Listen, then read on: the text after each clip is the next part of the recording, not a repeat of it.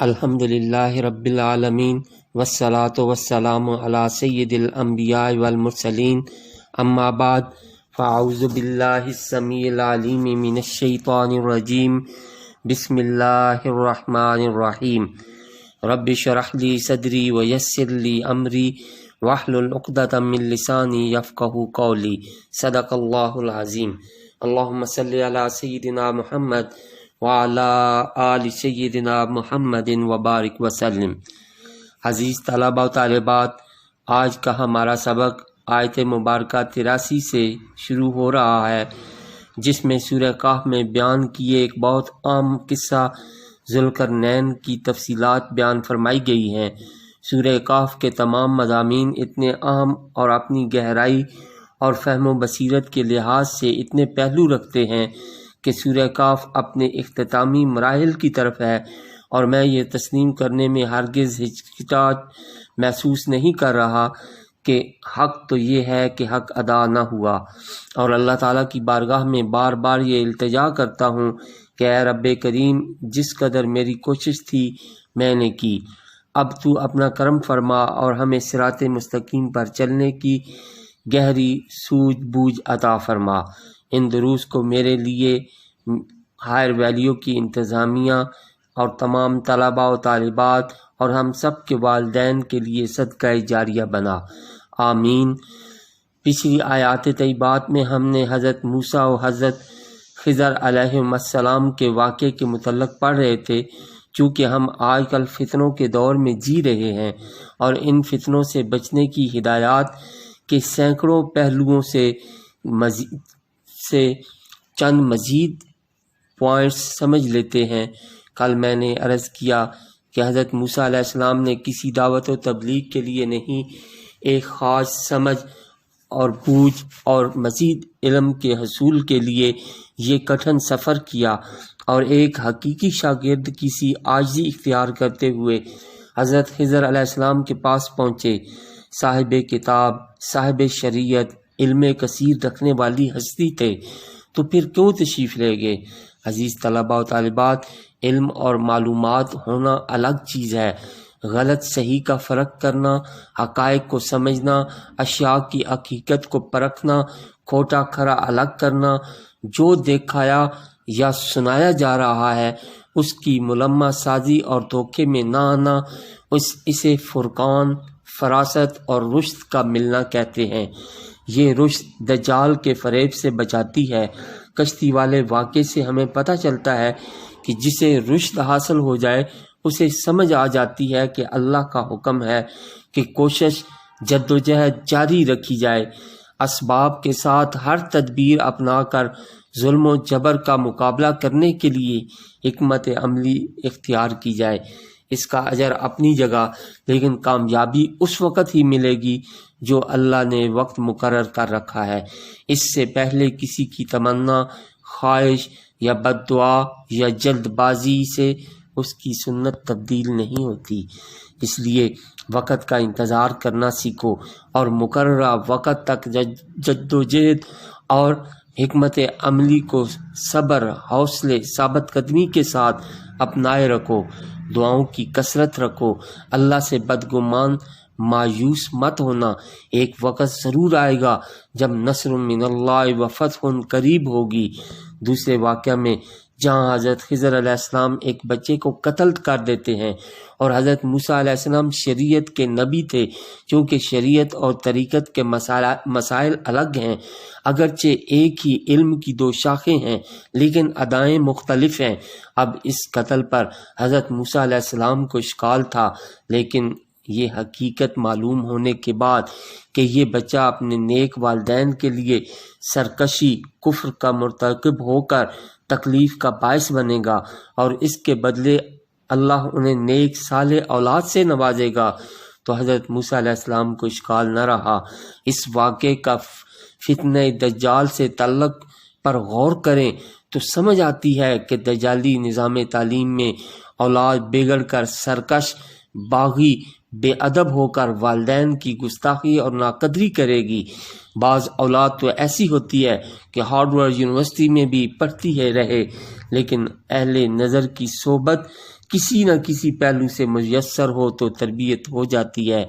وہ فرما بردار، عزت و محبت کرنے والی اور والدین کی دعاؤں اور برکات کو سمیٹنے والی بن جاتی ہے۔ جہاں اہل نظر کی صحبت کا کوئی پہلو نہ ہو، دل ہی نہ بدلا ہو، وہاں دیندار اولاد بھی نافرمان بن کر والدین کے لیے دکھ، اذیت اور تکلیف کا باعث بنتی رہتی ہے۔ ایسے سرکش واجب القتل بنا دیتی ہے۔ جہاں لوگ ہمارے پاس دینی مسائل کے حل کے لیے آتے ہیں، وہاں بڑی تکلیف کے ساتھ کہنا پڑتا ہے کہ اپنی اولاد کی نافرمانی سے بھی سخت پریشان کسی حل کی تلاش میں سرگرداں ہوتے ہیں۔ بیٹے تو بیٹے، بیٹیوں کی بد زبانی اور سرکشی بھی انتہا کو پہنچ گئی ہے، جو پہلے تصور میں نہ تھی۔ تو یہاں اسی طرف توجہ دلائی گئی ہے کہ اولاد کی تعلیم و تربیت کے وہ ذرائع اختیار کرو جو ان کے کردار، اخلاق، اقدار کو نکھار دے۔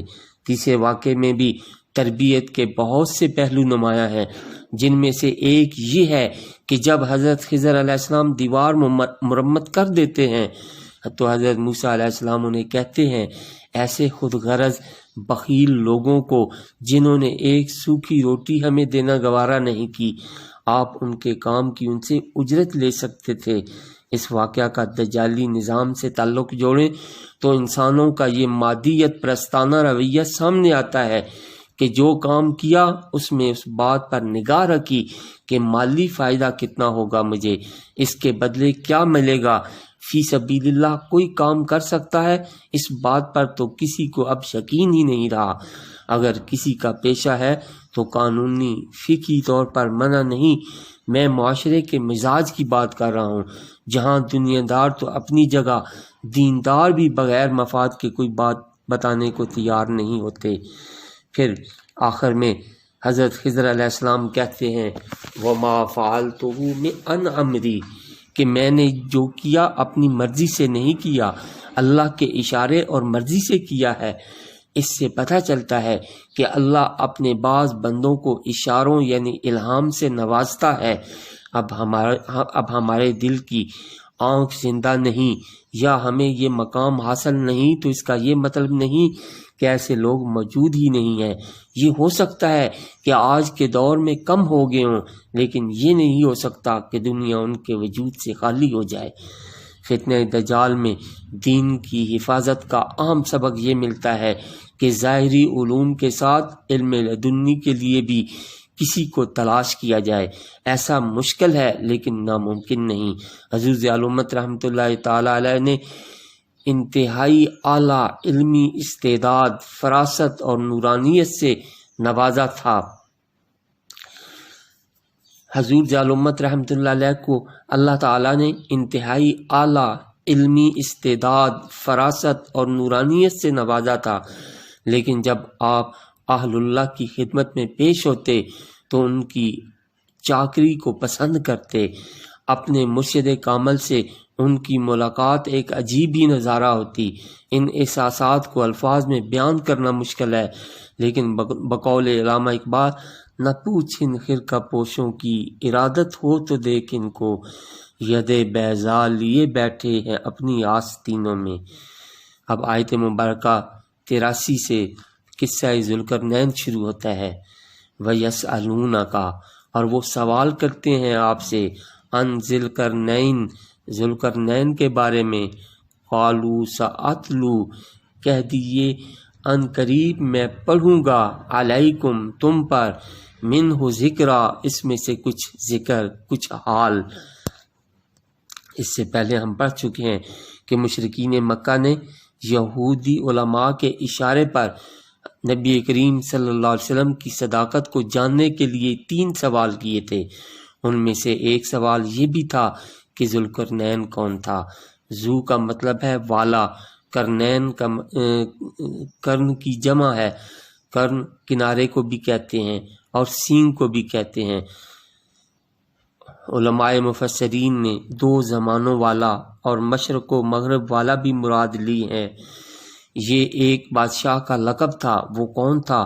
قرآن کہتا ہے کہ وہ ایک عظیم مومن، صاحب ایمان، بہت بڑے اسباب کا مالک، ایک وسیع و عریض مملکت کا بادشاہ تھا، اس لیے اسے دو کناروں والا مشرق و مغرب تک اس کی حکومت پھیلی ہوئی تھی۔ اس کی دو سپر پاور روم اور ایران کو بھی فتح کیا تھا۔ یہاں فرمایا کہ وہ ذوالقرنین کے متعلق پوچھتے ہیں تو آپ ان سے کہہ دیں کہ عنقریب میں تمہیں ذوالقرنین کے حالات کے متعلق پڑھ کر سناؤں گا۔ منہ ذکرہ، کچھ ذکر، کچھ حصہ، ساری ہسٹری یا تاریخ نہیں، کیونکہ قرآن ہسٹری کی نہیں، حکمت، معرفت اور نصیحت کی کتاب ہے۔ اللہ تعالیٰ نے اس میں جتنا انسانوں کے لیے مفید اور ضرورت کا تھا اتنا عطا کیا۔ ذوالقرنین کے بارے میں حضرت جسٹس پیر محمد کرم شاہ الازہری رحمۃ اللہ علیہ نے مولانا ابوالکلام آزاد کی تحقیق کے حوالے سے ایک تفصیلی نوٹ تفسیر ضیاء القرآن میں لکھا ہے، جس میں سے مختصر معلومات پیش کرتا ہوں۔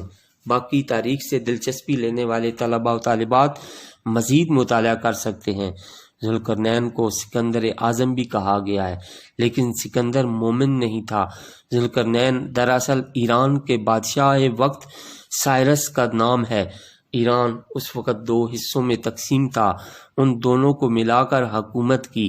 یہ زمانہ ایران کی عظمت و سطوت کا تھا، جس پر ایرانی قوم بہت فخر کرتی ہے۔ ایران میں تقریباً 30 سال پہلے 2500 سالہ برسی منائی گئی کہ خسرو کا مقبرہ دریافت ہو گیا۔ وہاں پر ایک کھدائی کے دوران ایک مجسمہ بھی دریافت ہوا جس پر 2 سینگ لگے ہوئے تھے۔ ایک سوال پیدا ہوتا ہے کہ یہود کا ان سے کیا تعلق یا کیا دلچسپی تھی جو مشرکین کو یہ سوال کرنے کو کہا؟ تو 587 مسیح قبل میں عراق کے بادشاہ بخت نصر نے فلسطین پر حملہ کیا۔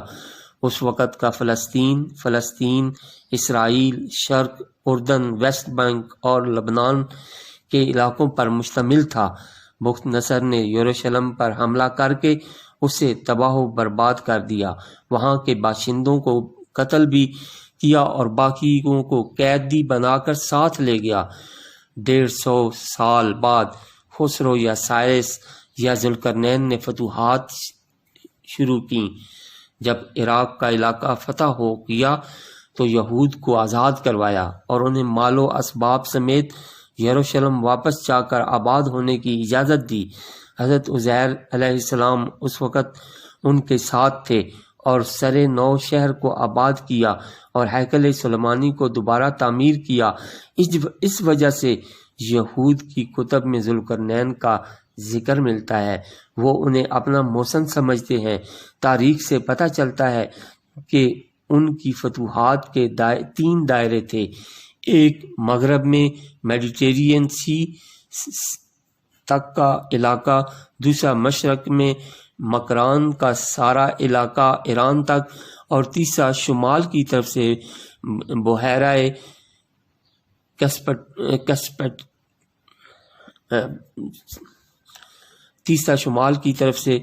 بحیرہ اسود کے درمیان پہاڑی سلسلے۔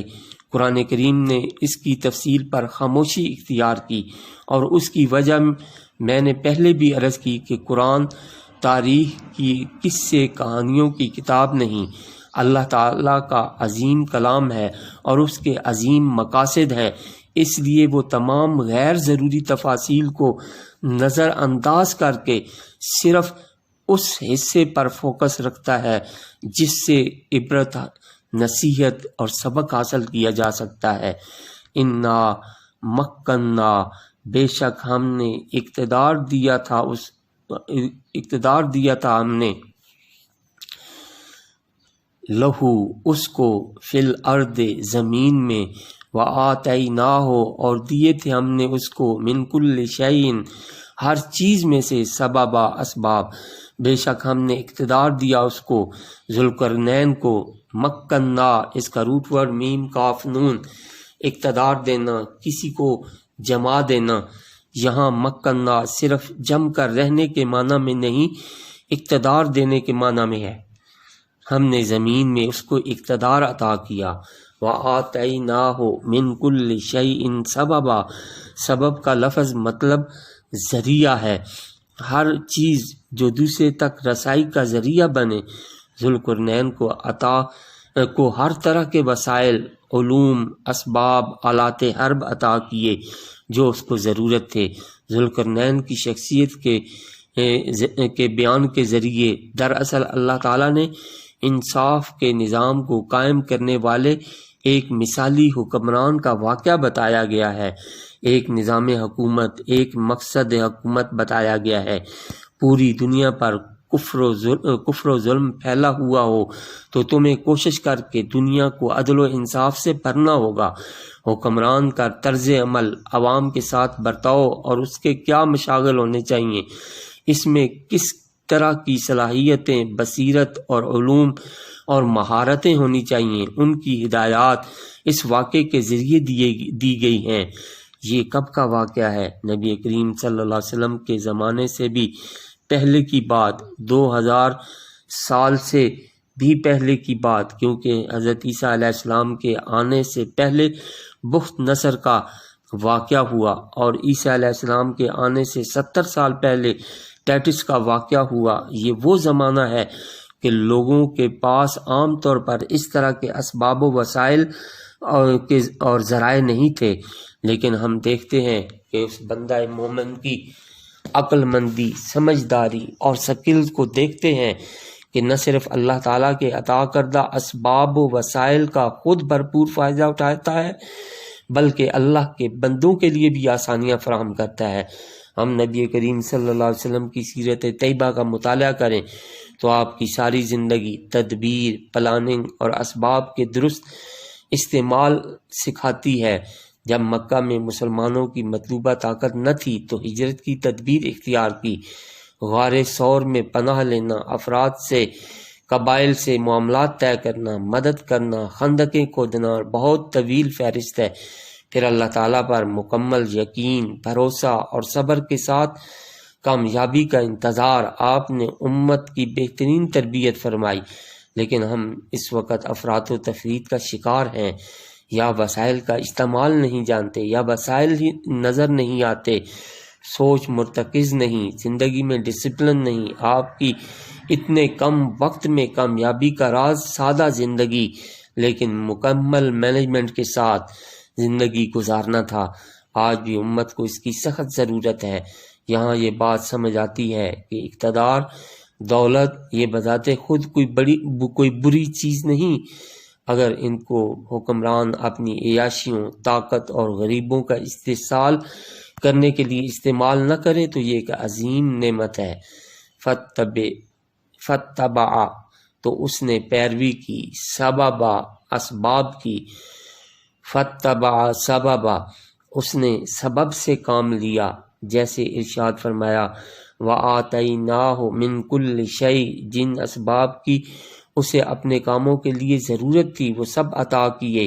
اور انسان کی سمجھداری اور عقل مندی اس میں ہوتی ہے کہ اللہ تعالیٰ اسے جو صلاحیتیں، اسباب و وسائل عطا فرمائے ان سے بھرپور اور درست فائدہ اٹھائے۔ درست فائدہ میں صرف دنیا نہیں، باقی رہ جانے والی آخرت کا فائدہ بھی مد نظر رکھے۔ آپ صلی اللہ علیہ وسلم کے بعد صحابہ کرام رضوان اللہ علیہم اجمعین بھی اپنے وقت اور صلاحیتوں سے اس لیے زیادہ فائدہ اٹھایا، ان کی زندگی غیر ضروری چیزوں سے خالی تھی، مقصد اور کام پر توجہ تھی۔ اللہ کریم ہمیں قرآن کریم کو صحیح طور پر پڑھنے، سمجھنے، سیکھنے اور اس پر عمل کی توفیق عطا فرمائے۔ وآخر دعوانا ان الحمد للہ رب العالمین۔